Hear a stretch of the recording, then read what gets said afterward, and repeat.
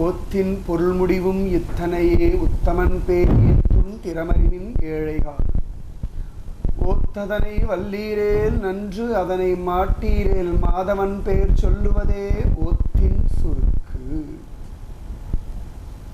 வேத ரகசியம் பகவன்னாம சங்கீர்த்தனம். பகவன்னாம சங்கீர்த்தனம் தான் வேத ரகசியம்னு எப்படி தெரியும்னா, வேதத்தை கரைச்சு குடிச்சோம்னா தெரியுமா. ஓத்ததனை வல்லீரேல் நன்று அதனை மாட்டீரேல் மாதவன் பேர் சொல்லுவதே ஓத்தின் சுருக்கு. வேத ரகசியம் பிரபுவுடையதான் நாம சங்கீர்த்தனம். நாமம் வேற இல்லை, நாமி வேற இல்லை. சம்சார சாகரத்துல மாட்டிண்டு படாத பாடுபட்டு இது கிடைக்குமா, அது நடக்குமா, இது நடக்காம இருக்கணுமே, இது ஏன் நடந்ததுன்னு சம்சார சாகரம் கோரம் அனந்த கிளேஷ பாஜனம்னு ஓடுற ஜனங்களுக்கு ஒரு விஸ்ராந்தி வேணும்.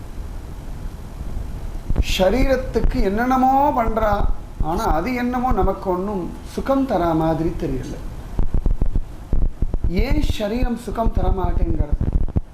அதுக்கு தானே இத்தனை பிரயத்தனப்படுறோம். தனம் சம்பாதிக்கிறோம், நாக்குக்கு ருச்சியா ஆகாரம் தரோம், வெயில் காலத்துல ஏசி போட்டுக்கிறோம், குளிர்காலத்துல கம்பளி போத்திக்கிறோம், விதவிதமான வஸ்திர பூஷணாதிகள்லாம் பண்ணிக்கிறோம். இத்தனை பண்ணியும் இந்த சரீரம் ஏன் திருப்தி ஆக மாட்டேங்கிறது? ஏன்னா சரீரத்துடைய எஜமானன் ஆத்மா. இந்த சரீரத்துடைய எஜமானன் திருப்தி ஆகாம சரீரம் திருப்தி ஆகும் சத்தியமாக. ஒரு வீடு இருக்கு, எல்லாம் அலங்காரம் எல்லாம் நன்னா பண்ணியிருக்கோம், பெயிண்ட் எல்லாம் ஜோரா அடிச்சிருக்கோம், பல பல பலன்னு ஜொலிக்கிறது. ஆனா கிரகத்துல இருக்கிறவாளுக்கு நிம்மதி இல்லை, சாந்தி இல்லை, ஆனந்தம் இல்லைன்னா அந்த வீடு என்னமோ நன்னா இல்லைன்னு சொல்லிடுவோம். அதே வீடு குடிசை வீடாக இருந்தாலும் ஓட்ட உடசலாக இருந்தாலும் பார்க்கறதுக்கு அழகா இல்லைன்னா கூட அதை இருக்கிறவ ஆனந்தமாக இருந்தால் அந்த வீடு பார்த்தா மங்களகரமாக இருக்கு, பிரசன்னமாக இருக்குன்னு சொல்கிறோம். அதனால கிரகத்துடைய அழகை காட்டிலும் கிரகத்துக்குள்ள இருக்கிறவாளுடைய ஆனந்தம் பிராதம். அந்த மாதிரி இந்த சரீரம்ன்றது ஒரு கிரகம், 9 வாயில் பட்டணம் அப்படின்னு பெரியவா சொல்றாங்க. இந்த 9 வாயில் பட்டணத்துக்குள்ள ஒரு க்ஷேத்திரஜன் இருக்கான். ஆனந்தமா இந்த ஆத்மா இந்த பிரபு அனுபவிக்கணும். அனுபவிச்சுடுத்துனா பரமசுக்கம். அனுபவிக்கணும்னு ஆசைப்படுறது, ஆனா என்னமோ தெரியல, சரீர அவஸ்தையில் ஓடுறது. எல்லாம் இருந்துடுத்துனா அது இல்லையேன்னு ஏக்கம். ஏதோ ஒன்று, இது இல்லை, அது இல்லை, அது இல்லை, இது இல்லை, இல்லாததை பற்றியே ஏங்கிறதே மனுஷ ஸ்வபாவமாக போயிடுது. உள்ளுக்குள்ளேயே இருக்கும்படியான பரமாத்மாவுக்காக ஏங்கணும்னு கூட தோண மாட்டேங்க. மனுஷ வாழ்க்கை நிரந்தரம் இல்லாமல் இருக்கு. அதே சமயத்துல என்னமோ ஓடின்னு இருக்கு.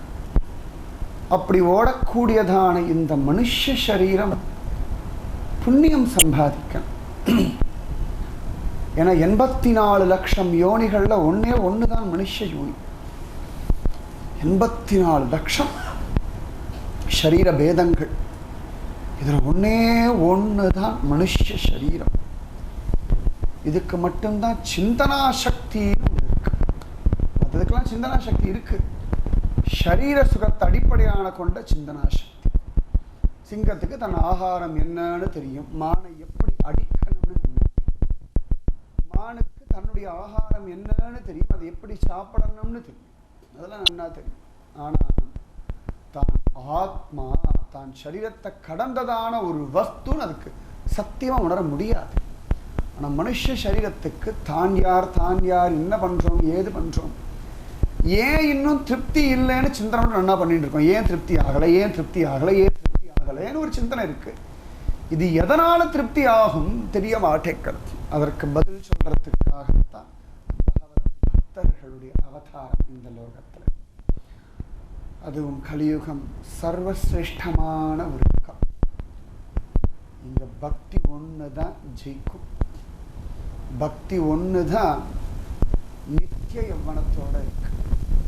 அதுவும் பிருந்தாவனத்துக்கு போன உடனேயே பக்தி ஜோரா எடுத்து நிறைய பேர் நினைச்சுட்டு இருக்கோம் ஞானம் வைராக்கியம் இருந்தாத்தான் பக்தி வரும். பக்தி ஜம்னு தான் இருக்கு இன்னைக்குமே. ஞான வைராக்கியம் வர்றதுதான் கஷ்டம் கலியுகத்தில். ஏன்னா எல்லாம் புத்தி மந்தம், ஆயுஷ் மந்தம். அதனால ஞானம் பெற ஆசை இல்லை, வைராக்கியம் வரவே மாட்டேங்கிறது. நம்ம சமயத்தை சொல்லுவோம், எனக்கு இது வேண்டாம், உன்னோட பேச மாட்டேங்கிறோம். வைராக்கியத்தை சேர்த்து இல்லை, எல்லாம் பிரசவ வைராக்கியம், அவ்வளோதான். நான் சமயத்தில் வேண்டாம் போ, இதோட சொல்கிற வேண்டாம் அப்படின்னு சொல்லி அந்த க்ஷணத்துக்கு கிடைக்கலன்னா ஒரு வெறுப்பு வருது. அதெல்லாம் இன்னைக்கு வைராக்கியம் எடுத்துட்டோம். வைராக்கியம் வேற, வெறுப்பு வேற. இன்னைக்கு நம்ம ஜென்மாவில் பார்த்தோம், ஜீவிதத்தில் பார்த்தோம்னா எதெல்லாம் கிடைக்கலையோ அது மேலே அந்த வெறுப்பு. சீச்சி இந்த பழம் புளிக்கும்னு சொல்கிற மாதிரி இது வைராக்கியம் இல்லை, இது வெறுப்பு. கிடைச்சுடுத்துனா அனுபவிச்சிடும். அந்த மாதிரி இந்த ஞான வைராக்கியம் எல்லாம் கலியுகத்தில் பெரியதான ஒரு பிரயோஜனத்தை அடைகிறது இல்லை. பக்தி மட்டும் எவ்வளமாயிடுறது பிருந்தாவனத்தில். ஆச்சரியமா இருக்கு.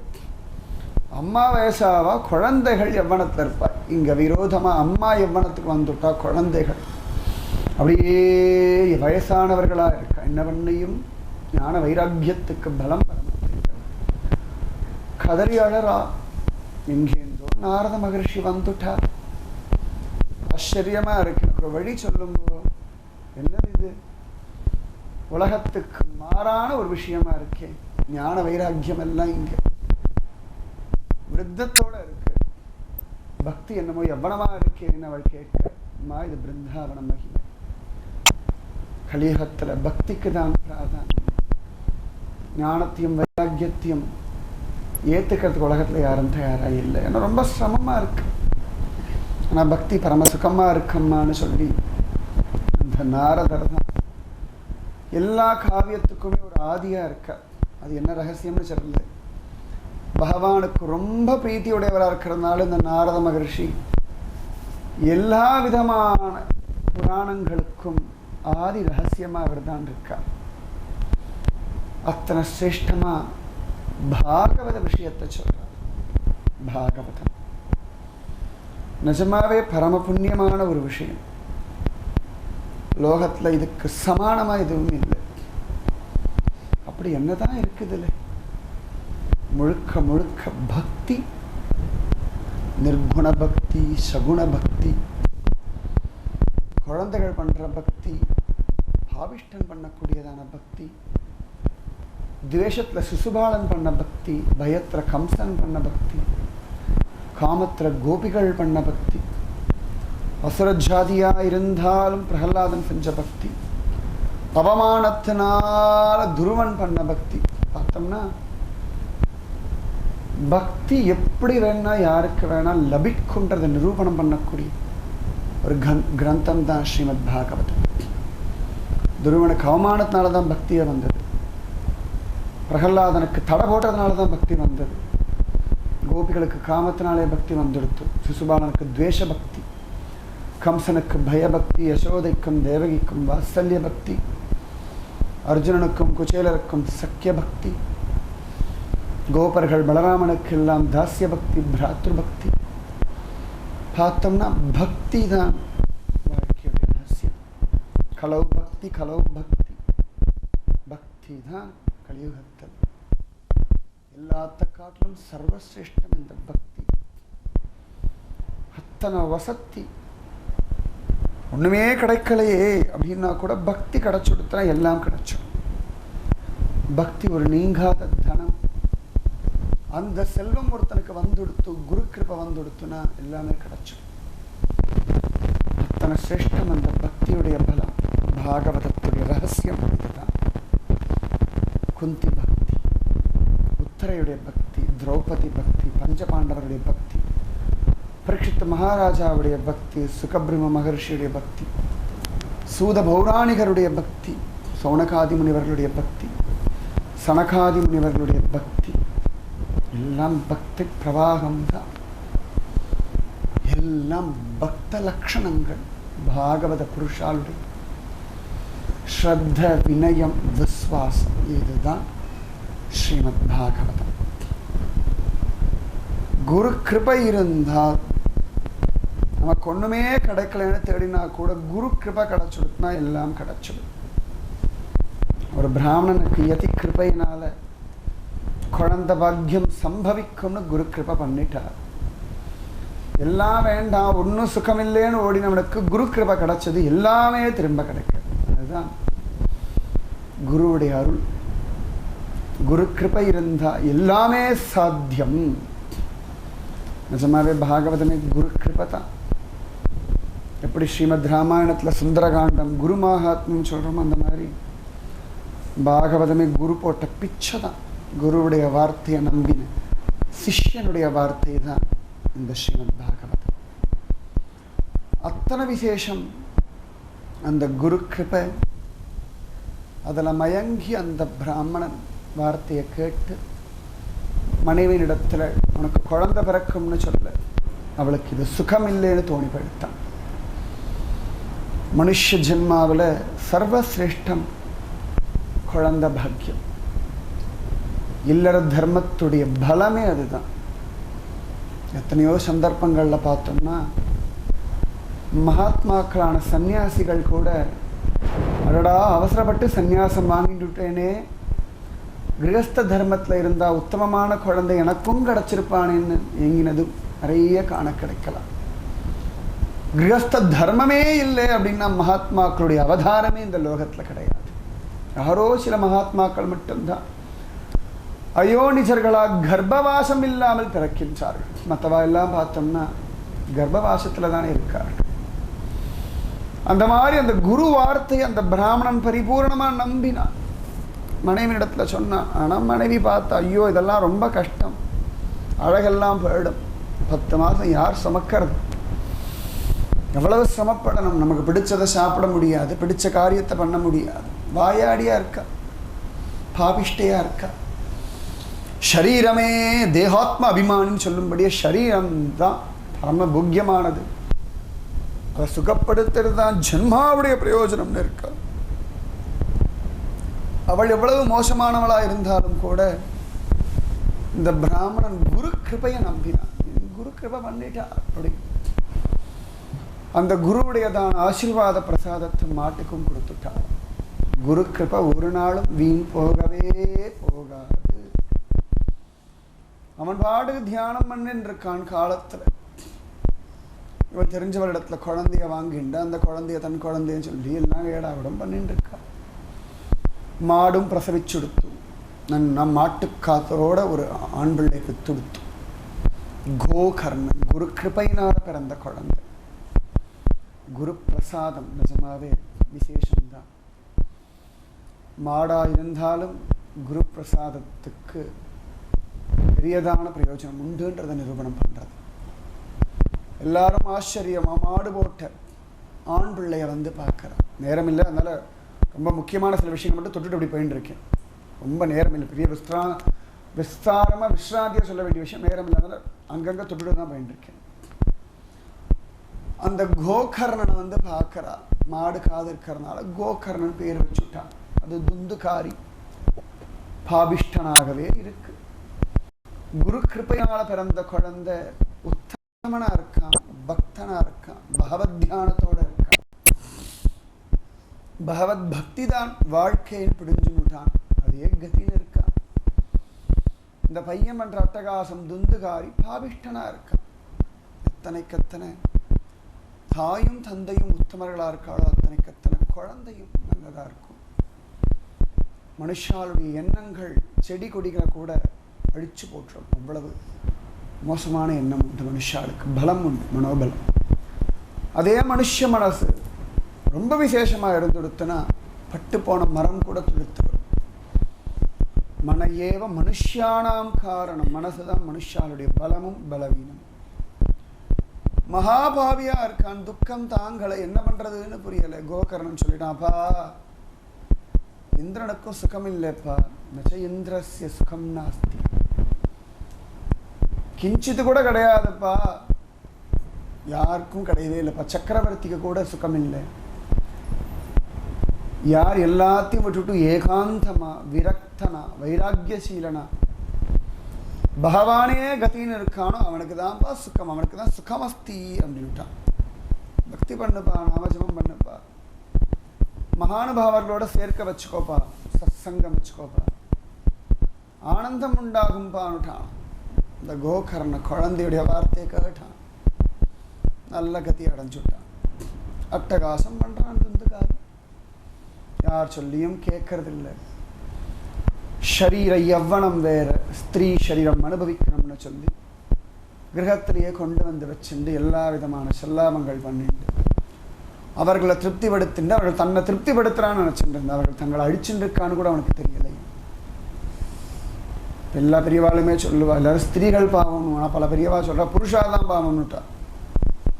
ஏன்னா ஸ்திரீ அக்னியா, புருஷன் நெய் குடமா. அக்னி பக்கத்தில் நெய்யை வச்சா நெய்க்கு தான் கஷ்டம், அக்னிக்கு ஒரு கஷ்டமும் இல்லை, அது சுகமாக தான் இருக்கும்.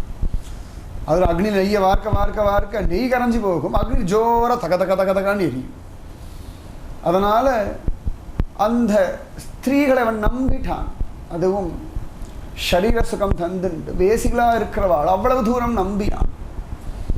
ஆனால் அவெல்லாம் பார்த்து அவனிடத்தை எவ்வளவு முடியுமோ கொள்ளையடிச்சார்கள். தாயையும் கேவலப்படுத்தினான், அசிங்கப்படுத்தினான். பண்ண முடியாத பாவங்கள் ஒன்றுமில்லை, எல்லாத்தையும் பண்ணியாச்சு.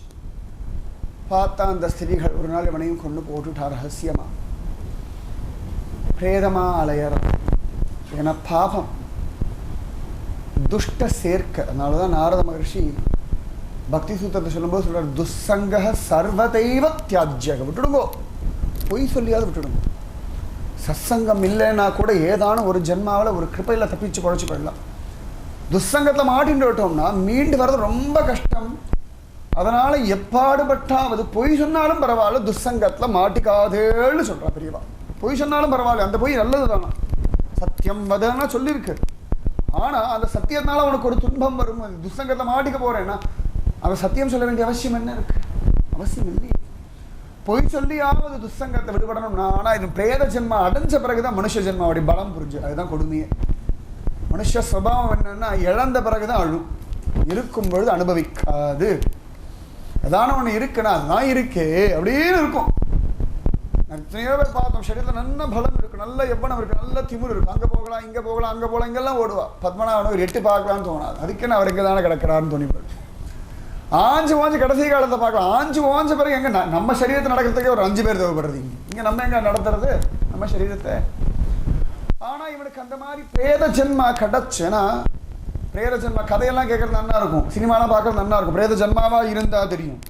நம்மளாம் நாயை கொஞ்சம் ஆஹா எங்கள் அவாத்து நாய் ரொம்ப சமத்தாக இருக்குது தெரியுமா, அழகாக வாழெல்லாம் வெட்டி விட்டுருக்கா, அதுக்கு ஷாம்பு போட்டு குளிப்பாட்டுறா, செயினை போட்டு கட்டி வச்சிருக்கா, நித்தியம் ஜோரா சாப்பாடு போடுறா, அதுக்கு பெட்டெல்லாம் தயார் பண்ணி வச்சிருக்கா, அதுக்கு சின்ன ரூம் எல்லாம் கொடுத்துருக்கா.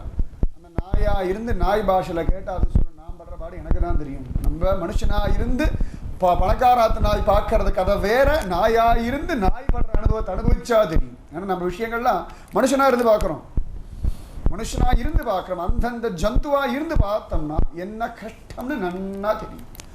எத்தனையோ பேர் கிளி வளர்க்குறா, பறவைகள்லாம் வளர்க்குறான். அந்த பறவையை கேட்டால் இறக்கையெல்லாம் உடச்சி வச்சுட்டு ஏதோ தானியம் கொடுக்குறான், உசுறு வாழணுன்றதுக்காக நான் தானியம் சாப்பிட்றேன். அவன் என்னமோ நான் சந்தோஷமாக சாப்பிட்றேன்னு நினைச்சு அது புலம்பும். நம்ம மனுஷனாக இருந்து பார்க்கறது வேற, அதுவாக இருந்து பார்க்கறது. அதுவாக இருந்து பார்க்கணும் ஆசைப்படாதீர்கள், வேண்டாம், மறந்து கூட அந்த ஆசை வேண்டாம். அதுவாக இருந்து பார்க்கணும், அதுவாக இருந்து பார்க்க வேண்டான்றதுக்காக தான் பாகவதமே. எதுவாலாம் இருந்தால் என்ன கஷ்டம் உண்டோ அதுவாக இருந்தால் என்ன கஷ்டம்னு மகாத்மாக்கள் தாங்கள் இருந்து காண்பிச்சுடும். அதனால் நீங்களாம் இந்த பாடு படாதே அப்படின்னு விதவிதமாக சொல்கிறது தான் ஸ்ரீமத் பாகவதம். மானா இருந்தால் என்ன ஆகும்னு ஜடபரத கதையை படித்து தெரிஞ்சுக்கணும். மானா ஆகி பார்க்குறேனே நன்னா தானே இருக்கும், புல்லுமேறு தான், புல்லுமேறு நன்னா தான் இருக்கும், 5 பேர் கொண்டாட நன்னா தான் இருக்கும், பதுங்கி சிங்கம் பாயும்போது வித்தியாசம் தெரியும். அழகாக மானாக இருக்கும், எல்லாம் கொண்டாடும்போது நல்லா இருக்கும். சிங்கம் அடிக்க போகிறதுனா ஒரு வாய் புல்லு மேயறதுக்குள்ளே இந்த பக்கம் அந்த பக்கம் சிங்கம் வருதான்னு பார்த்து பார்த்து மேயற துக்கம் இருக்கே, பெரிய துக்கம்.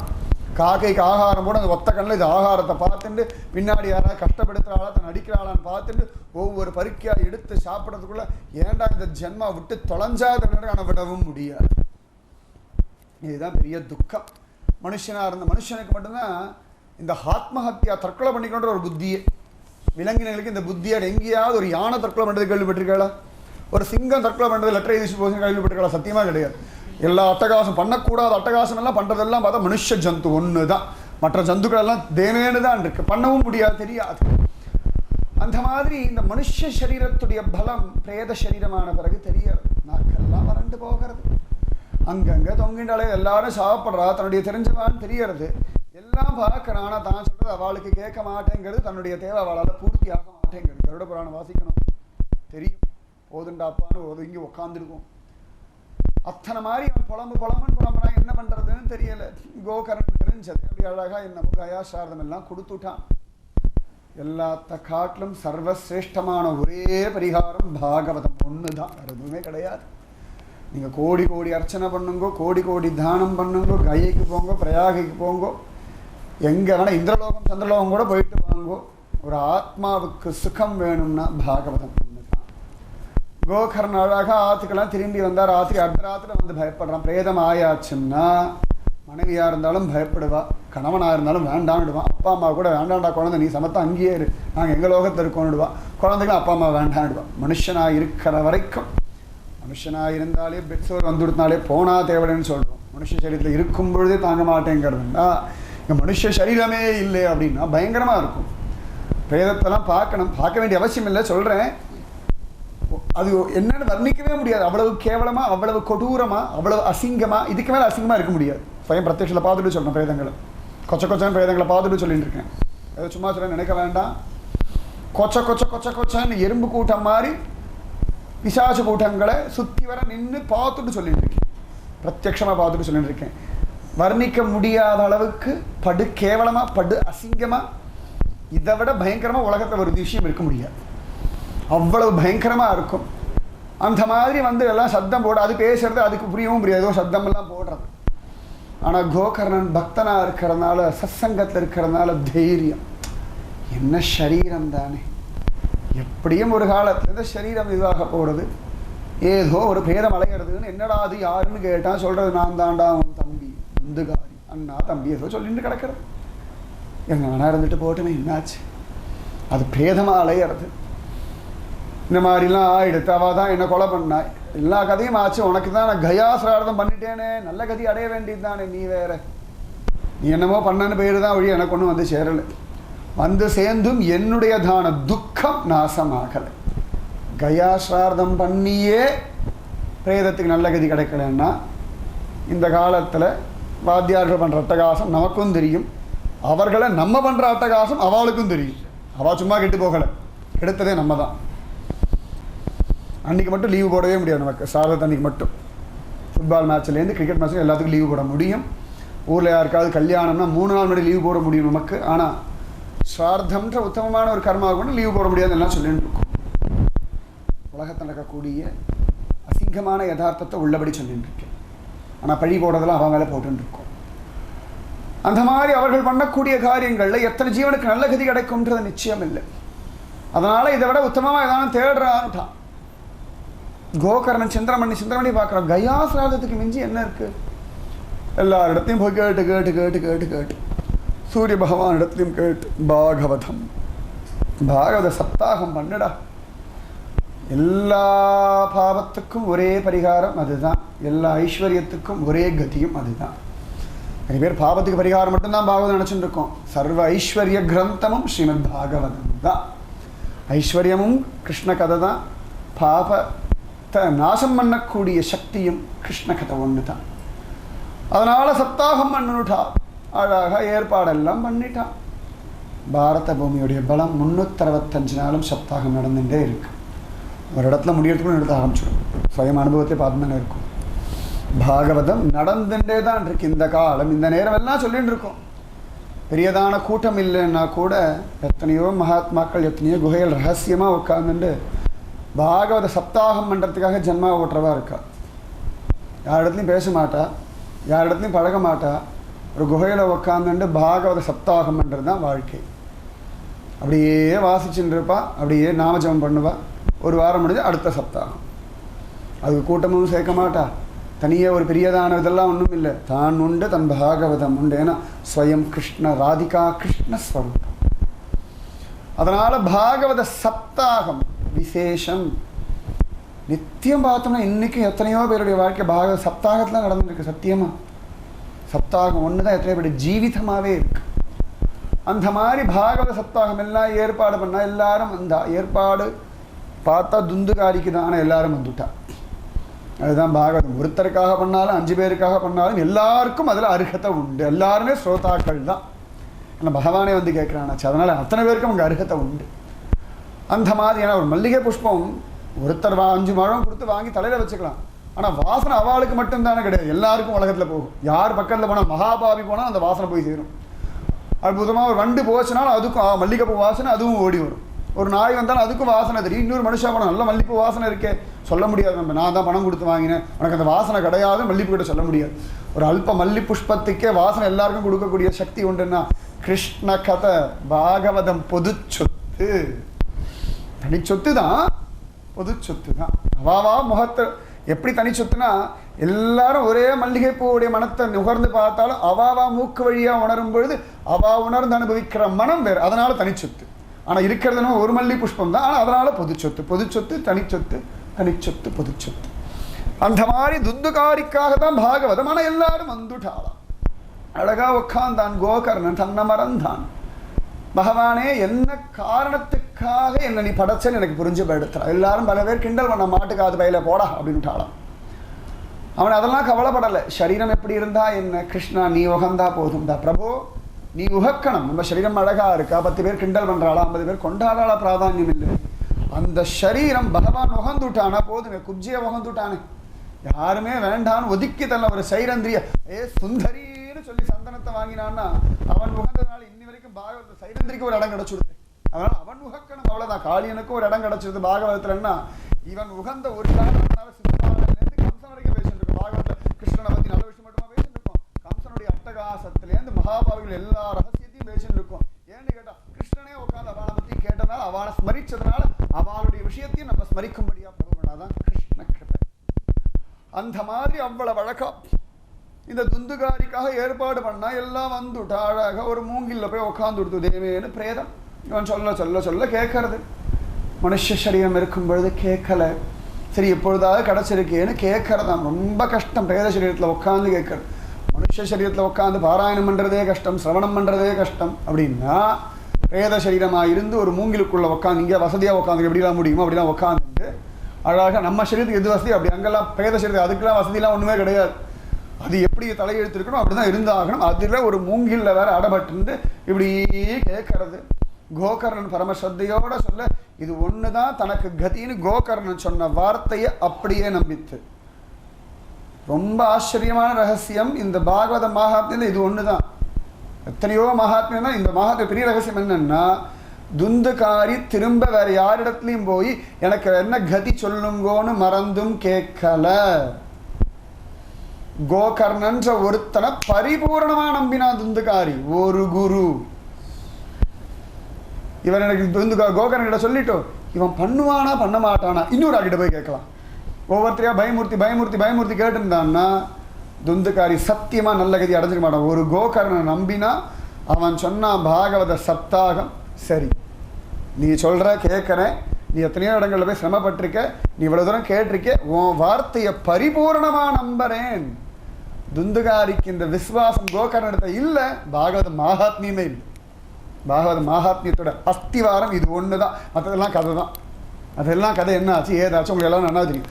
அஸ்திவாரம் என்னன்னா, கோகர்ணன்ற ஒரு குருவனிடத்துல துந்துகாரின்ற ஒரு பிசாசுக்கு இருந்த அசாத்தியமான திருடமான அன்கண்டிஷனல் ஃபெய்த். சப்தாகம் 7 நாள் கதை கேட்டா மோட்சம் அடைஞ்சிருவேனான்னு கேட்கல. சரி கேட்கறேன், இவ்வளவு நாள் யார் சொல்லியும் கேட்கல, இப்போ உன்னை நம்பிட்டேன், நான் சொன்னேன் நீ பிரயத்தனப்பட்டேன்னு சொல்ற, நீ சொல்றது அப்படியே நம்புறேன். கோகர்ணன் பொய் சொல்றானா ஒரு 10 பேர் விசாரிக்கல. இப்போ யாரும் கிராஸ் கொஸ்டின் கேட்கல. கோகர்ணன் எங்கெல்லாம் போனா யார் இடத்துல என்ன பேசினா ஒன்றும் தெரியாது. கோகர்ணன் சொன்னா சப்தாகம் பண்ண போறோம், உட்காந்து கேளு பயல உனக்கு மோட்சம் கிடைக்கும் அடியேன்னு இருந்தான். இட்ட வழக்கு. அந்த மாதிரி உட்காந்தான். கோகர்ண சப்தத்தை கேட்டான் ஆனந்தமா. அவனுக்கு அர்த்தமெல்லாம் ஒன்றும் புரியாது, மனுஷ ஜென்மாவுக்கே புரியாது, பிரேத ஜென்மாவுக்கு எங்கே புரிய போகிறது. ஆனால் அந்த சப்தத்துடைய பலம், அந்த சப்தத்தை அப்படியே கேட்டு கேட்டு கேட்டு கேட்டு புரிஞ்சுதா இல்லையான்னு துந்துகாரி கேட்ட தான் தெரியும். அவ்வளோ அழகாக கேட்டுட்டே இருந்தான். கோகர்ணன் சொல்கிறான், இந்த சப்தம் நமக்கு புரிஞ்சா என்ன புரியலன்னா என்ன, அந்த சப்தத்துக்கு பலம் உண்டு. சைத்தன்ய மகாபிரபு சொல்கிறார், பிரம்மசூத்திர பாஷ்யம் ஸ்ரீமத் பாகவதம்ன்றார்.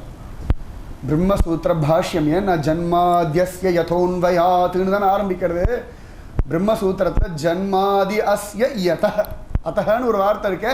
அந்த சூத்திரத்துக்கு வியாக்கியானம் தான் ஸ்ரீமத் பாகவதம். பிரம்மசூத்திரம் பார்த்தோம்னா வேத விஷயம். அதனால வேத ரகசியம் எதுன்னு பார்த்தா ஸ்ரீமத் பாகவதம் தான், வேற ஒண்ணுமே இல்லை. அந்த மாதிரி கேட்டது ஒவ்வொரு நாளாக ஒவ்வொரு கணுவாக வெடிச்சுட்டே வரது 7 நாள் நிதானமாக. ஒரு நாள் கேட்டுட்டு ஒன்றும் ஆகலையே, பிரேத சரீரம் ஒன்றும் மாறலையே அப்படின்னு நினைக்கல. 7 நாள் சொல்லியிருக்கான், 7 நாள் காத்திருப்போம். குரு வார்த்தை 7 நாள்னா 7 நாள், 70 நாள்னா 70 நாள், 7 கோடினா 7 கோடி, அவ்வளோதான். அந்த திருட மகா விஸ்வாசம். ஒவ்வொரு நாளும் எனக்கு ஒன்றும் ஆகலை, எனக்கு ஒன்றும் வித்தியாசம் தெரியலேன்னு சிந்தனை பண்ணலையா, சொல்லியாச்சு. சொன்ன சப்தத்தை ராத்திரி முழுக்க சிந்தனை பண்ணிட்டு எனக்கு நல்ல கதி வேணும், நல்ல கதி வேணும், நல்ல கதி வேணும், நல்ல கதி வேணும், வேறு எதுவும் தெரியாது கோகர்ணா, நீ சொல்கிற விஷயத்தை நம்புகிறேன், உன்னை நம்புகிறேன், எனக்கு நல்ல கதி வேணும். இதே தான் திருடம். பாகவத்தில் வேறு ஒன்றுமே வேண்டாம். எனக்கு இது வேணும், எனக்கு இது வேணும், எனக்கு இது வேணும். என்ன வேணுமோ அதை கேட்குற அருகதையும் நமக்கு உண்டு, கொடுக்கக்கூடிய சக்தியும் பகவானுக்கு உண்டு. ரெண்டுமே இருக்குது.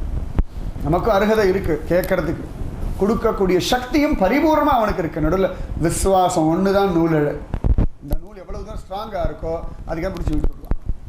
எத்தனைக்கு எத்தனை ஸ்ட்ராங்காக இருக்கோ இழுத்துடலாம். என்ன வேணுமோ ஜோராக இழுத்துடலாம், ஜம்முன்னு இழுக்கலாம். அந்த மாதிரி இந்த துந்துகாரி பரமஸ்ரத்தையோடு கேட்டுட்டே இருந்தான் 7 நாள். பரமஸ்ரத்த கோகர்ண சப்தம் ஒன்று தான், வேற ஒன்றும் தெரியாது. இந்த குரு சப்தம் கேட்டு கேட்டு கேட்டு கேட்டு அப்படியே ஸ்திர புத்தியோடு இருந்தான். 7 நாள் முடிஞ்சது, 7 கணு வெடிச்சது. ஜம்மன திவ்யமான சாரூபிய முக்தி. சாரூபியம், சாமீபியம், சாலோக்கியம், சாயுஜ்யம். இவனுக்கு பிரேதத்துக்கு கிருஷ்ண சரீரம் மாதிரி ஒரு சரீரம். பல பல பல பலன்னு சொல்லிக்கிறது.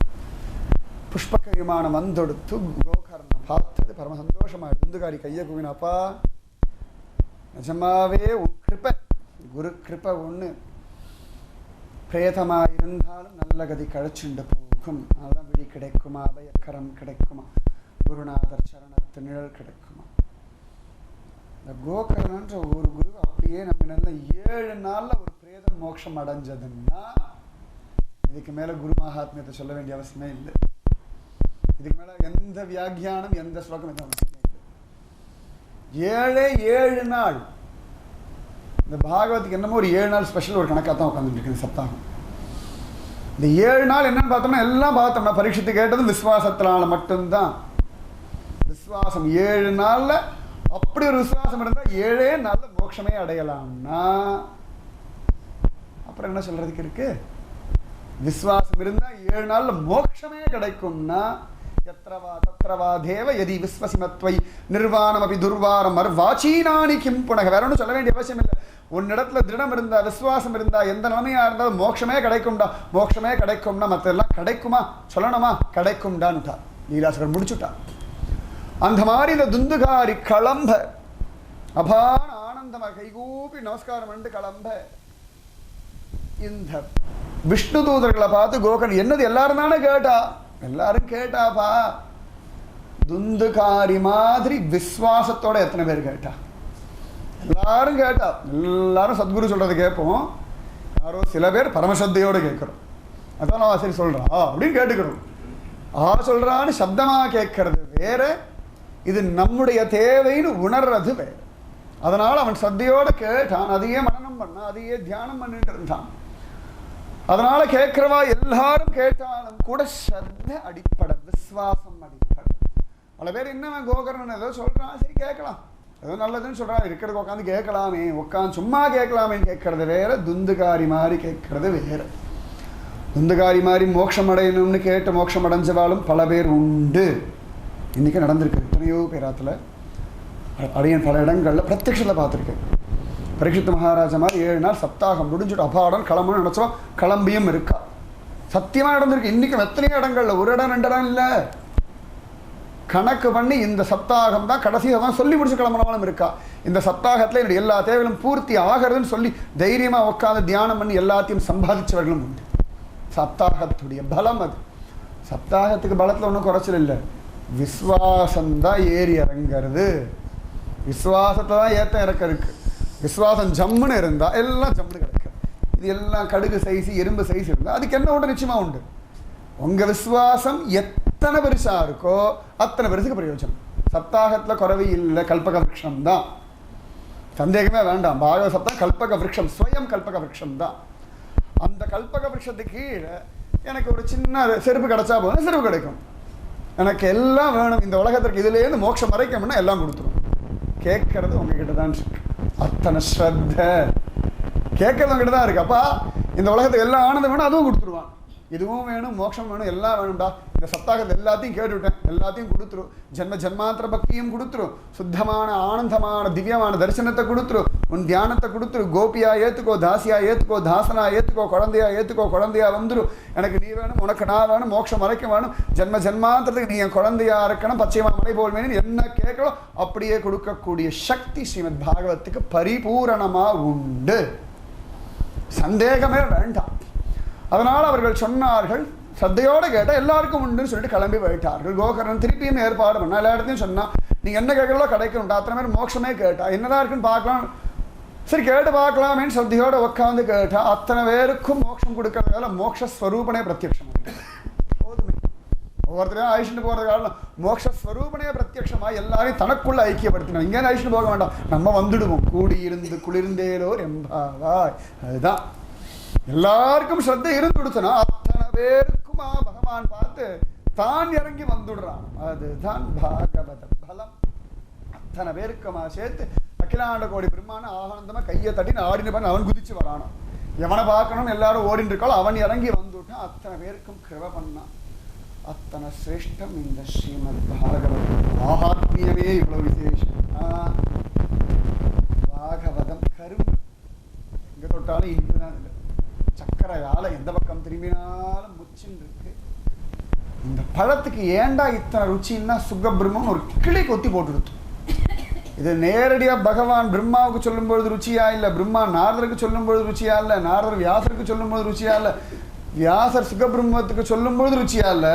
அதுக்கப்புறம் அது கடிச்சு கடிச்சு கடிச்சு இங்கே நல்லா இருக்கு அங்கே நல்லா இருக்கு, கொஞ்சம் கொஞ்சமாக ஒரு வாய் வச்சுருக்கு. நிகம கல்பத்தரோர் கலிதம் பலம் சுகமுகா அமிர்த திரவ சம்யுத்தம்.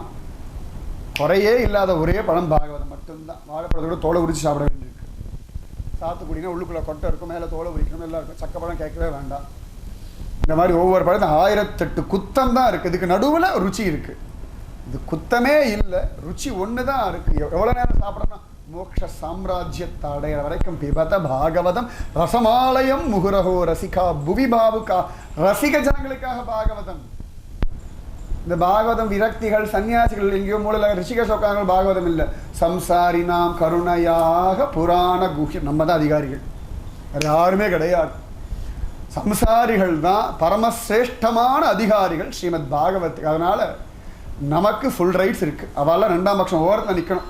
சம்சாரிகள் எல்லாம் வந்து உட்கார்ந்த பிறகு மீதி இடம் இருந்தால் சன்னியாசிகள் ஞானிகள் வைராகிய புருஷன்லாம் பின்னாடி ஓரத்தில் உட்காந்து காதல் வேலையை எட்டி எட்டி கேட்டுக்கலாம்.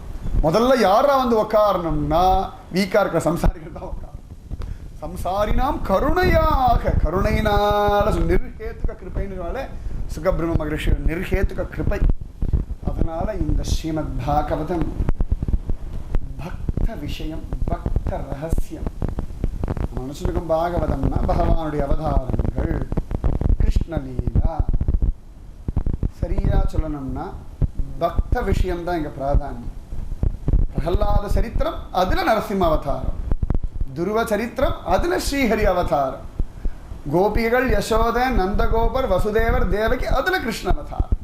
கோபிகைகள் அதனால ராசக்கிரீடை. கோபிகள் யார் கூட ஆடிட்டு இருக்க போறான்? தனியாக ஆடினா பிரயோஜனம் இல்லை.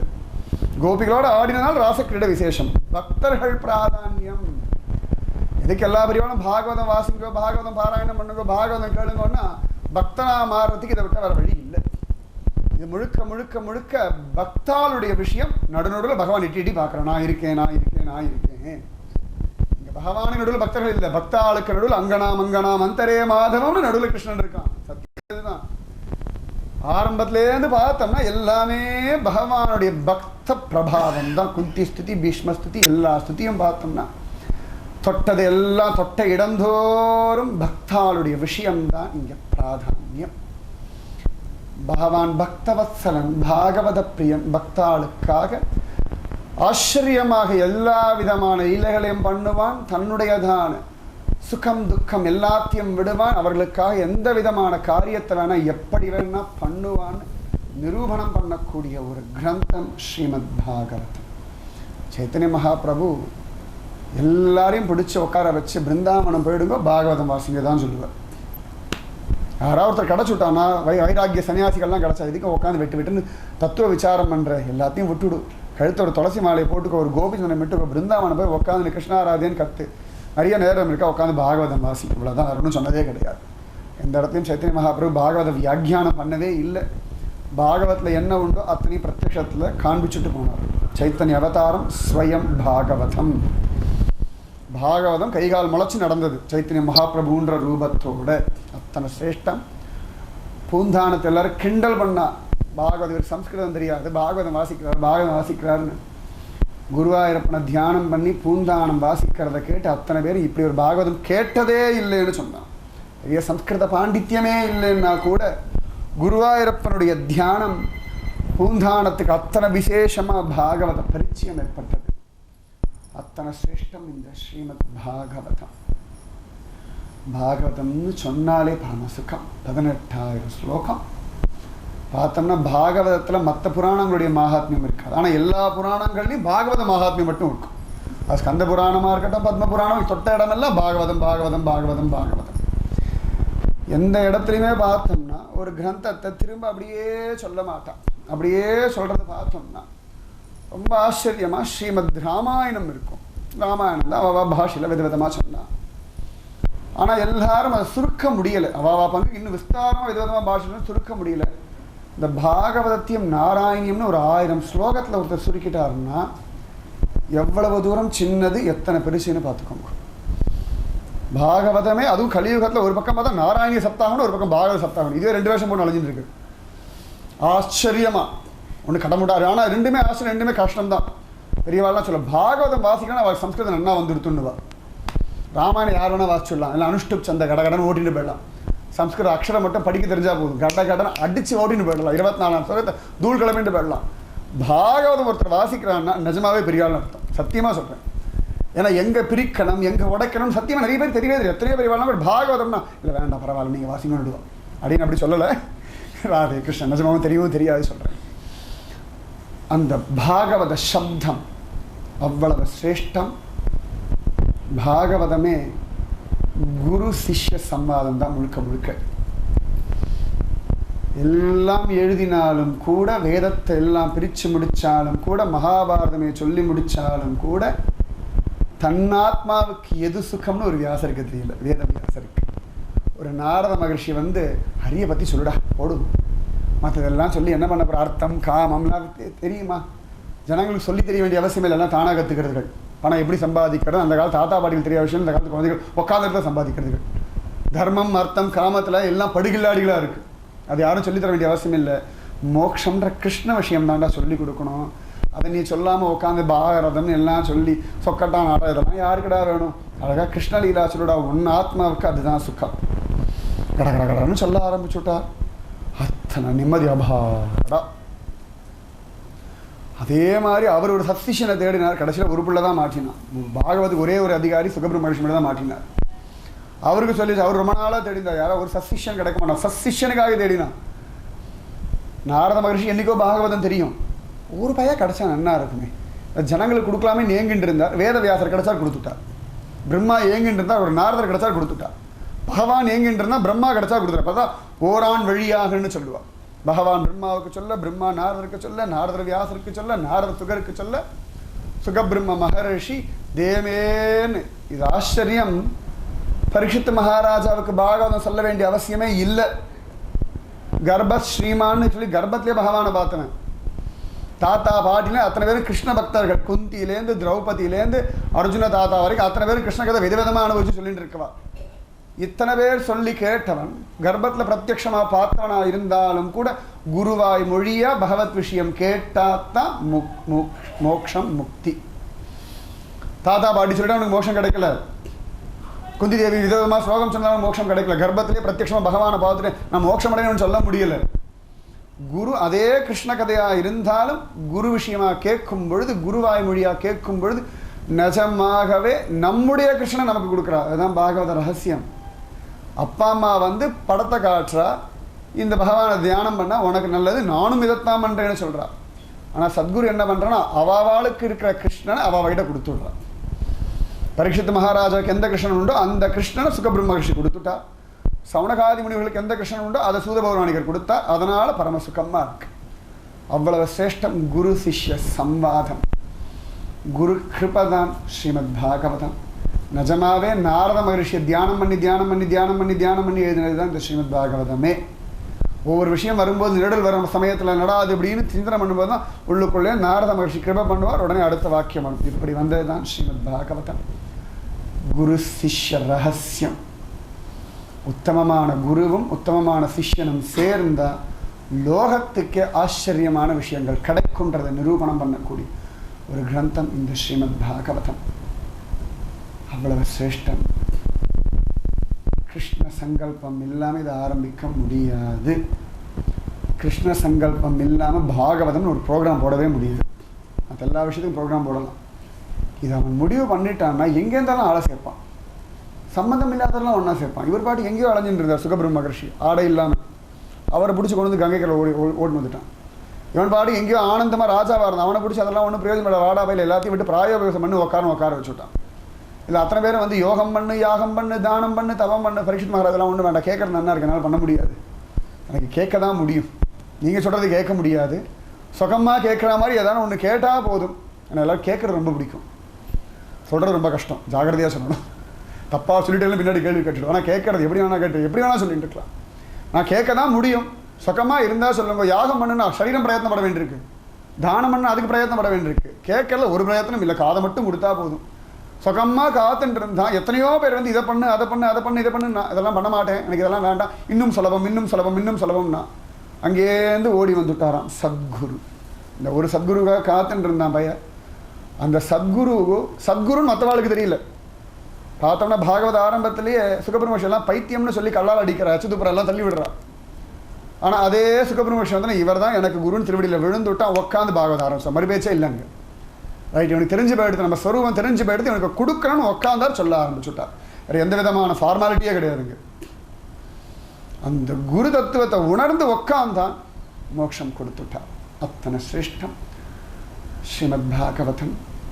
குரு கிருப்பையினால் மட்டும்தான் பாகவத ருச்சி வரும். குரு கிருப்பையினால் மட்டும்தான் பாகவத வாசிக்கவும் வரும், பாகவதம் கேட்கவும் வரும், பாகவதம் சொல்லவும் முடியும், பாகவதத்தை ஸ்மரிக்கவும் முடியும். குரு கிருப்பை இருந்தால் தான் பாகவதம்னு ஒன்று இருக்குன்னே தெரியும். சத்தியமாக சொல்கிறேன். குரு கிருப்பை இல்லைன்னா பாகவதம்னு ஒரு கிரந்தம் இருக்கிற பல பேர் தெரியாது. எத்தனையோ விஷயங்கள் நாவல்கள்லாம் படிச்சிருக்க சமயத்தில் பாகவதம் வாசிக்கணும்னு ஒரு சிந்தனை வந்துடுதா, ருச்சி பிறந்திருக்குன்னா குரு கிருபை பரிபூரணமாக இருக்குன்றது சத்தியம். ராதே கிருஷ்ண. ஜெய் சத்குரு மகாராஜ் கி ஜெய். समस्त भागवतलुको जय. गोविंद नाम संकीर्तनम गोविंदा गोविंदा. जय जानकी कांत स्मरणम जय जय राम राम. गोपिका जीवन स्मरणम गोविंदा